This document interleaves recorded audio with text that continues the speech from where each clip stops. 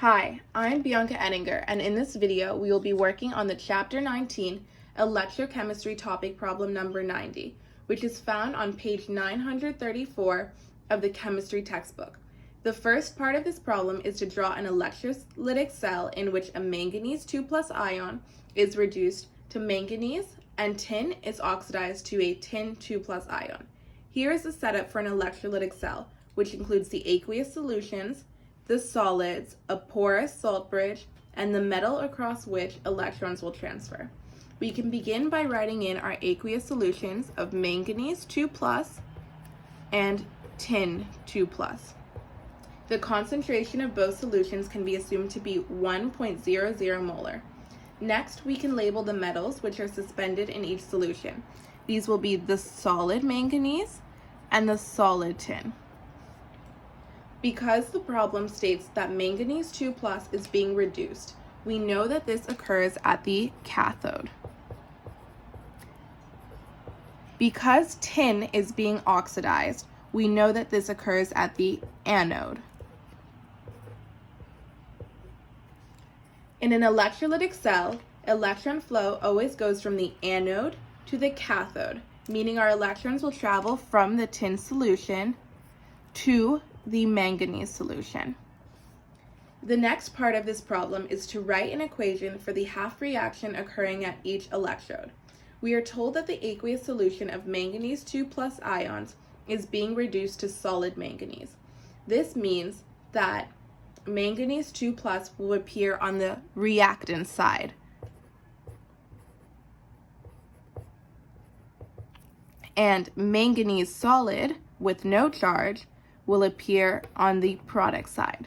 To balance the charge, we must add 2 electrons to the reactant side, giving both sides a neutral charge.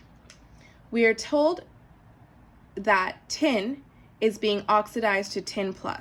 This means solid tin with no charge will appear on the reactant side, and the aqueous solution of tin 2+ will appear on the product side. To balance the charge, we must once again add 2 electrons to the product side, now giving both sides a neutral charge. These are the half reactions occurring at the cathode and at the anode. To complete this problem and determine the minimum voltage that is necessary to drive the reaction, we will use the equation for cell voltage.